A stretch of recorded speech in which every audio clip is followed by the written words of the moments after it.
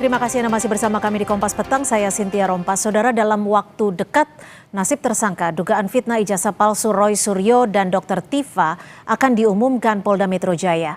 Pengumuman tersebut, saudara, mengenai status perkaranya di Kejaksaan Tinggi DKI sudah P21 atau kembali harus dilengkapi.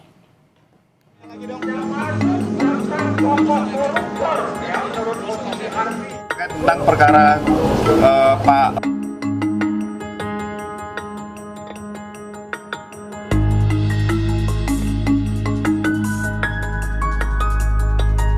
kami itu nggak akan minta RJ, Pak. RJ itu hanya salah satu cara dari 10 cara. Pelimpahan berkas perkara dua tersangka kasus ijazah Jokowi, yakni Roy Suryo dan Dr. Tifa, untuk kedua kalinya ke Kejaksaan Tinggi DKI sudah berlangsung sejak 16 April lalu. Tapi hingga kini, Kejati DKI belum mengumumkan status berkas tersebut. Menanggapi kejelasan perkara ijazah palsu yang berada di Kejati DKI, Kabid Humas Polda Metro Jaya memastikan perkara Roy dan Tifa akan dirilis dalam waktu dekat, apakah sudah P21 atau belum. Terkait tentang perkara Pak Roy Suryo dan Dr. Tifa, dalam waktu dekat kami akan merilis terkait tentang keputusan perkara tersebut sudah P21 atau belum. Tapi kita sama-sama berdoa yakin bahwa perkara akan kita umumkan. Dalam waktu dekatnya bulan ini, Pak? Ya pasti, ini masih tanggal berapa? Pasti dalam waktu dekat. Sebelumnya, tim hukum Tifa dan Roy menyoroti pelimpahan tahap 2 perkara oleh Polda Metro Jaya yang telah melampaui batas waktu 70 hari. Menurut Refli, berdasarkan KUHP lama maupun baru, batas waktu pelimpahan perkara dari penyidik ke kejaksaan paling lama 14 hari, sehingga pihaknya mendesak Kejaksaan Tinggi DKI untuk menghentikan kasus fitnah ijazah Jokowi. Secara formil, kawan-kawan sudah paham bahwa pelimpahan tahap 2 yang dilakukan oleh Polda Metro Jaya yang mengaku tanggal 17 April yang lalu, dan kemudian tanggal 21 April kita tidak tahu, belum tercatat di Kejaksaan Tinggi DKI, itu sudah melampaui batas waktu 14 hari sebagaimana diatur baik KUHP lama maupun KUHP baru. Karena baik KUHP lama maupun KUHP baru mengatakan harus 14 hari. Ini tidak lagi 14 hari tapi 85 hari. Jadi lebih 70 hari. Jadi kami menganggap ya prosesnya itu sudah batal dan seharusnya kasus ini dihentikan. Merespons desakan kubu Roy CS agar perkaranya dihentikan, polisi balik mempertanyakan alasan Roy CS meminta hal tersebut. Pihak Polda lalu menyinggung proses SP3 terhadap Rismon, Egy Sujana, dan Damai Harilubis karena ketiganya menempuh jalur restoratif justice. Saya tanya kembali, alasannya untuk dihentikan kenapa? Saya tanya balik, iya kan? Iya. Saya tanya balik, apa alasannya untuk dihentikan? Baca tentang aturan perundang-undangan yang ada. Kalau ingin RJ, baca ketentuan yang sudah dilakukan Pak Rismon seperti apa, yang dilakukan dulu Pak Egy Sujana. Sebenarnya bisa mempelajari hal-hal itu. Kalau minta untuk dihentikan. Menanggapi jawaban Polda Metro Jaya yang menyinggung mekanisme RJ untuk menghentikan kasus ijazah Jokowi, Roy Suryo menyebut RJ bukan satu-satunya cara untuk menghentikan sebuah perkara. Selain itu, dirinya dan 4 tersangka lainnya tidak akan mengajukan RJ dalam perkara ijazah Jokowi. Nah, ini yang lucu. Ya, kami itu nggak akan minta RJ, Pak. Gitu. Kami itu melakukan apa yang disarankan atau apa yang tertulis dalam undang-undang, bahwa penghentian perkara itu banyak caranya. RJ itu hanya salah satu cara dari 10 cara. Yang paling penting adalah kalau itu atas perintah hukum atau atas pertimbangan hukum, itu yang harus diikuti. Dan saya menjawab, Kombes Budi, RJ bukan satu-satunya cara. Kelanjutan kasus fitnah ijazah Jokowi kini berada di tangan Kejaksaan Tinggi DKI untuk memutuskan lengkap tidaknya perkara Roy Tifa sebelum dilimpahkan ke tingkat pengadilan. Tim Liputan Kompas TV. Tak lama lagi, nasib perkara ijazah atas Roy Suryo dan Dr. Tifa akan diumumkan Polda Metro Jaya. Bila kasus dinyatakan P21 oleh Kejati DKI, akankah Roy dan Tifa langsung ditahan? Kita bahas bersama Roy Suryo dan juga Ketua Harian BRN Ade Darmawan yang bergabung melalui Zoom. Selamat sore Mas Roy yang sudah ada di studio. Terima kasih. Ya, Bang Ade, terima kasih yang sudah bergabung bersama kami melalui Zoom. Saya langsung ke Mas Roy. Mas Roy, ini kalau dalam waktu dekat pihak Polda Metro Jaya akan memberikan atau menginformasikan terkait status Anda dan juga P21. Sikap Anda akan seperti apa? Mbak Cynthia dan pemirsa Kompas, saya senyum-senyum aja kan. Karena P21 tuh belum tentu juga P21. Kenapa? Ujungnya tuh masih ada 3 kemungkinan. Bisa P21, bisa P19 mati istilahnya, jadi P19 balik lagi. Atau malah P20. Orang-orang yang banyak nggak tahu nih P20. Jadi P20 itu dihentikan oleh kejaksaan. Karena tidak lengkap, kemudian prosesnya sudah terlalu lama, ya lewat 14 hari. 14 hari aja kalau sekarang dihitung, kalau kemarin press conference kami itu tanggal 8 Mei ya, ini kan sudah tanggal 14 ya. Jadi udah tambah lagi, sudah hampir 90 hari. Gitu loh. Jadi artinya udah nggak layak lagi. Jadi penghentian perkara itu tidak hanya dari kepolisian, Mbak. Gitu. Jadi kalau Kombes Budi tadi, namanya Budi tapi tulisannya di sini Budi ya. Budi tadi mengatakan pelajari RJ. Ya. Mungkin yang saya katakan, mungkin teman-teman di sana juga perlu pelajari secara hukum. Jadi saya konfirmasi ya, Anda ingin penghentian kasus melalui SP3, bukan melalui restoratif justice ya? SP3 itu ada 10 cara, ya, tidak hanya melalui RJ. RJ itu hanya satu cara di antara 10 cara, lainnya adalah demi hukum. Nah ini sudah perkara udah lewat lama, kenapa nggak dihentikan? Tapi klausul yang Anda gunakan terkait pasal di KUHAP. Soal waktu yang sudah lewat panjang, mau pakai KUHAP lama atau KUHAP baru ya. Kalau kita tahu persis aturan perundang-undangan, nggak bisa lagi turun ke Perpol, terus misalnya bolak-balik, enggak, itu yang lama. Sekarang kalau yang baru harus berhenti. Saya ke Bang Ade. Bang Ade, pelimpahan berkas Roy Tiva di Kejati DKI ini kan bisa dikatakan sudah melampaui batas waktu yang diatur dalam KUHAP. Di KUHAP diatur adalah 14 hari, ini sudah lebih dari 14 hari. Bila ini dipaksakan, tidakkah sebenarnya ini sudah melanggar ketentuan hukum yang tercermin dan juga tertulis di KUHAP? Ya, Mbak Cynthia, ini saya merasa geli aja mendengar Mas Roy ini ngomong bahwa 10 cara. Jadi gini Mbak Cynthia, terkait berkas Mas Roy yang mengetahui pelimpahan itu rentan waktu tanggalnya adalah antara penyidik dan kejaksaan. Itu yang pertama. Terus yang kedua, Mbak Cynthia, kalau kita berbicara tentang penghentian penyidikan, itu diatur kalau KUHAP lama itu diatur di pasal 109 ayat 2. Nah di situ hanya 3 kriteria yang kita ketahui di situ. Jadi gini, 3 kriteria itu tidak cukup bukti, itu yang pertama. Yang kedua bukan tindak pidana. Yang ketiga alasan demi hukum. Alasan demi hukum itu apa sih?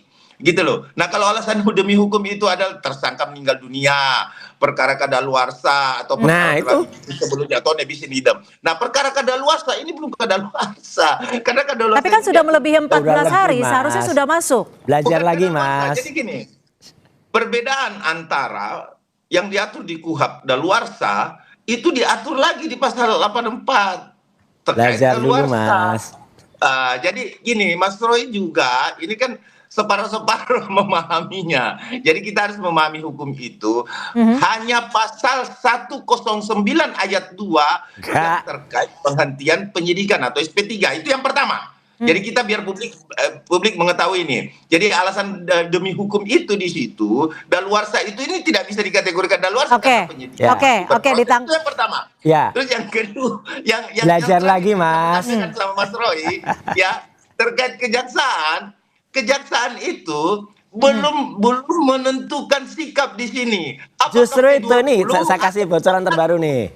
Jadi Anda jangan merasa bahwa jaksa nggak diam-diam aja nih. Siapa bilang kejaksaan lagi bekerja, lagi melihat apakah ini sudah justru itu. Justru itunya gimana Mas Roy? Itunya gimana? Justru itu nggak usah terlalu banyak orang-orang yang nggak ngerti betul. Status terakhir dari kasus ini itu ikut bicara, termasuk Mas Ade Darmawan. Apalagi ada lawyer cewek itu siapa yang bilang 1000% gitu ya. Terus siapa yang nggak ngerti? Itu terus satu lagi ada yang lagi kemarin ngaku-ngaku avokat itu ya, Andi Aswan itu malah bilang minggu depan, ya awal minggu depan. Ini udah lewat nih awal minggu depannya. Ini udah liburan kamu. Jadi gini, status terakhir di kejaksaan itu, ya Mas Ade Darmawan kan nggak ngerti. Kita tuh berkomunikasi terus dengan Kejaksaan Tinggi. Ya, kita mendatangi Kejaksaan Tinggi. ya pada tanggal 21 April yang lalu, mendatangi juga Kejaksaan Agung, di atasnya Kejaksaan, dan diterima oleh Wakil Jaksa Agung, oleh Jampidum. Intinya mereka belum menerima waktu itu, dan kalaupun sekarang menerima, nanti akan langsung diberitahukan. Jadi belum ada laporan, jadi polisi juga nggak bisa bilang nanti akan. Dan lihat statementnya Kombes Budi, ya. Ini bisa P21 atau nanti akan dihentikan. Ya itu. Bang Ade jadi sendiri masih yakin panjang, kalau Mas Roy nantinya gitu. akan P21 kemudian ditahan? Jadi ini Mbak, P21 itu adalah kewenangan jaksa. Ya. Lah ya jaksa Itu makanya. kewenangan jaksa. Nah, jaksa nanti ini kan saat ini sudah dilimpahkan, lagi diteliti. Iya kan belum balik ke Polda. Saya menantang Mas Roy gini. Kalau ini Apa haknya Anda untuk nantang saya? Nggak ada haknya, nggak ada legal standingnya. Kalau ini bisa SP3 tanpa instrumen hukum, saya hadiahkan panci anti gosong sama Mas Roy. Apa itu agak ilmiah itu? Orang nggak ilmiah, nggak ngerti hukum, nggak usah lah. Oke, tapi Mas Roy, kalau seumpamanya ini nantinya akan P21, ada undang-undang ITE di dalam sini yang menjadi ancaman Anda. Ancamannya 12 tahun, Anda akan langsung ditahan. Anda siap untuk ditahan? Gini, siapa yang berhak menahan? Kalau di kepolisian tidak ditahan, ya kejaksaan tidak akan menahan. Itu udah jelas. Aturannya tidak ada. Itu loh, aturannya gitu. Apalagi tidak bisa langsung dipastikan P21 gitu loh. Apalagi ada ini belum tentu orang yang mengerti. Dia kan nggak punya legal standing gitu loh. Dan kasus ini ngapain juga dia ikut ribut-ribut. Pasal 32 dan 35 ini pun, ini pasal yang diselundupkan di dalam perkara saya. Nggak ada yang terkait dengan itu. Dan itu nanti akan gugur dengan sendirinya. Jadi udahlah, nggak usah terlalu banyak cuap-cuap di luar ya. Nikmati saja. Jadi saya tuh senyum aja Mbak Cynthia. Ketahui bahwa pasal 109 di KUHP lama itu adalah dasar. Gimana Bang Ade? Undang-undang belajar ITE lagi, tidak Mas. serta-merta untuk langsung menahan tersangka Roy Suryo. Belajar lagi deh hukumnya. Kembali kepada kewenangan kejaksaan. Jadi gini. Lah ya udah. Tahan dulu Mas Roy. Silakan Bang Ade. Dia bisa melakukan penahanan walaupun polisi tidak melakukan penahanan kalau dianggap pertama, ya dianggap bahwa akan mengganggu persidangan. Itu yang pertama. Nggak ada itu yang kedua, anunya. dianggap dia akan melarikan diri. Ya. Yang ketiga, mau merusak barang bukti. Itu pelanggaran HAM. Kalau di polisi ditahan, kejaksaannya ditahan. Dipertimbangkan oleh jaksa. Dan saya sebagai Sekretaris Jenderal Pradi Bersatu juga. Apalagi itu. Menyampaikan kepada Kejaksaan Agung untuk dilakukan penahanan. Nggak bisa. Bang Ade, tapi hal apa, at least 2 poin deh. Poin utama yang membuat Anda ini optimis perkara Roy dan Dr. Tifa akan segera P21. Keduanya akan ditahan. Kalau prediksinya aja salah. Sekali lagi saya highlight bahwa itu kembali kepada kewenangan dari kejaksaan. Nah udah, nggak usah terlalu banyak ribut dulu. Sebentar Roy, saya bicara dulu. Tahan Mas Roy. Oh iya. Silakan Bang. Mas Roy ditahan. Ya terlalu banyak cuap-cuap. Tahan Mas Roy. 3 konsekuensi tadi. Kalau seandainya dari 3 konsekuensi tersebut itu terpenuhi dan dipertimbangkan oleh jaksa bisa dilakukan penahanan, itu monggo-monggo saja. Tidak dilakukan penahanan juga nggak apa-apa. Makanya. Media cetak, media elektronik, masyarakat Indonesia, baik yang mencintai Bapak Insinyur Joko Widodo, gak ada yang mencintai lagi. Baca surveinya. Pengadilan. Nah kalau ini sampai ada penghentian, makanya saya bilang, silakan saya jawab. melakukan upaya-upaya hukum, tetapi tanpa dasar 109. Ini udah melenceng jauh. Dan deponering untuk kejaksaan, namanya deponering kalau penghentian nah itu. di sana. Nah, kalau deponering di sana, itu alasannya juga kuat mengacu pada 109 juga, gitu loh. Belajar lagi deh. Jadi gini. Belajar lagi deh dia soal hukum ngaco.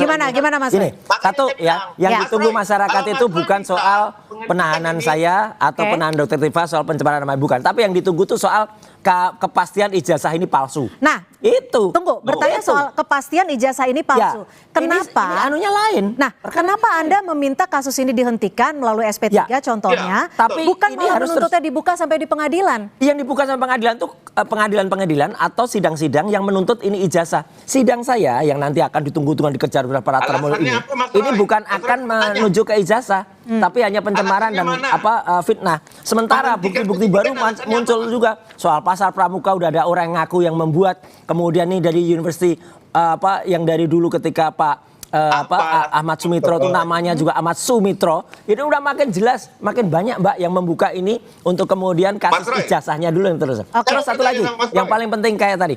Ini selesai itu belum tentu P21 ini orang ini harus belajar hukum deh. gitu ya. Ngaku-ngaku sekjen peradiapaan. Oke, Bang Ade, kita tahu ini kasus sudah sangat panjang, udah lebih dari 14 hari, Bang Ade. Atau jangan-jangan memang sebenarnya penyidik sendiri di sini masih kebingungan untuk melengkapi, atau bukan hanya soal ditahan atau dilengkapi, tapi malah justru dihentikan. Bagaimana, Bang Ade? Ya, di dalam KUHP sepanjang masih dibutuhkan, baik itu Perkapolri juga diatur. Ada waktu sepanjang masih dibutuhkan penyidikan, maka rentan waktu itu dan status, perhatikan status, kecuali ya kelihatan kok Mbak Cynthia kalau mau dihentikan. Statusnya pasti dicabut. Nah, sekarang Gini, Bang Ade, mengapa pihak Anda tidak mendesak kepolisian saja untuk mempercepat sidang terbuka jika memang Anda yakin bahwa ijazah Pak Jokowi ini adalah asli dan benar? Ijazahnya ini dulu, Mbak Cynthia. Yang palsu ini. Kejahatannya adalah kejahatan tindak pidana biasa. Tindak pidana biasa ini tidak ada itu sidang terbuka. Yang bukan sidang ini aja udah. Ini aja diteliti. Memang tidak diatur. Ini aja disidangkan. Nah ini ada kekosongan hukum. Nah justru makanya lah saya belajar lagi deh. Sekali lagi ada kekosongan hukum segala. Silakan melakukan upaya-upaya hukum. Intinya kalau ini dihentikan, saya kasih bonus panci anti gosong. Apa itu? Proses bolak-baliknya berkas perkara antara kepolisian dan kejaksaan. Tentu di sini masyarakat juga menanti adanya kepastian hukum. Bagaimana Mas Roy? Setuju. Makanya kepastian hukum terhadap kepastian palsunya ijazah. Dan ini udah 99,9% palsu. Bukan soal fitnah dan pencemaran nama baik. Fitnah pencemaran nama baik ini kalau diteruskan nggak akan sampai ke sini. Makanya masih banyak sidang-sidang lain, Mbak. Ada sidang CLS yang diteruskan lagi. Ada sidang di Pengadilan Negeri Solo yang baru diusulkan. Ada sidang diusulkan oleh Purnawirawan TNI yang kemarin berusaha diganggu oleh teman-temannya Mas Ade Kurniawan tapi gagal. Pitra segala itu gagal tuh mau jadi penggugat intervensi. Itu yang jelas-jelas nanti akan menguji ijazahnya dan yang akan menguji kepolisian, bukan soal fitnah pencemaran baik. Fitnah pencemaran baik itu, Mbak, itu kalau diteruskan nggak akan sampai ijazah. Ya mau itu dipastikan saya, Dokter Tifa atau yang lain itu misalnya kena, ijazahnya juga tetap palsu kok. Jadi ngapain juga ke sana? Yang ditunggu masyarakat itu Indonesia itu adalah soal ijazahnya, bukan soal status itu. Apakah Anda yakin Mas Roy dan juga Dokter Tifa akan ditahan dan berkasnya akan P21? Bang Ade? Pasti P21 enggak? Bisa mastiin enggak? Saya meyakini kenapa? Lah meyakini banyak meyakini tapi nggak bisa. Mas Roy penting. Dengar Mas Roy, biar pembelajaran kita bersama. Lah ya makanya belajar lagi. Mas Roy. Ade belajar lagi deh. Yang pertama adalah bahwa gini Mas Roy. Belajar kalau lagi. Ini dihentikan tanpa dasar hukum yang kuat. Ada dasar hukumnya gimana sih? Belajar lagi deh. Itu akan kena. Kenapa? Karena di dalam KUHP alasan demi hukum. Iya, ada alasannya. Itu Mas Roy harus meninggal dunia dulu. Harus ini ngaco banget nih. Nggak bisa ini. Ada ngaco banget ini. Ini buruk banget nih ya. Ada Darmawan ini ya. Nggak sampai ke situ lah Bang Ade. Kita tetap harus menghormati. Ada 10 syarat. Ada 10 syarat ini orang ini harus belajar. Ya kita tetap gimana Bang Ade silakan. Ya jadi gini, ini penting. Singkat ya. Singkat tapi nggak bisa singkat nih, nggak ngerti. Mas Roy, karena udah pasti nggak P21, ngerti nggak P19, ngerti nggak P20. Ini nggak ngerti ada P20 segala soalnya. Menghentikan perkara semerta-merta. Ada P20 ngerti nggak? Alasan-alasan. Nggak ngerti juga dia. Kacau. Oke tapi harus meninggalnya. Yakin dari Bang Ade? Nggak mungkin. Dan harus pernah diputus oleh pengadilan atau nebis. Aduh, nggak ada. Nah, jadi sekali lagi singkat ya. Singkat saja. Nggak hanya P21, tapi juga bisa ada P19 mati tadi atau P20. Jadi Ade Darmawan belajar lagi. Oke. Tapi Anda pun siap ya ketika nanti P21 dan ditahan? Tidak mungkin ditahan, oke. Nggak akan, Mbak. Mbak terakhir selamat merayakan Ekaristi Kudus untuk teman-teman yang merayakan. Terima kasih Mas Roy, terima kasih. Terima kasih juga Bang Ade Darmawan sudah berbagi perspektif. Mas Roy, terima kasih. Selamat sore, terima kasih. Saya hadir Mas Roy. Tak tunggu nanti. Siap, terima kasih.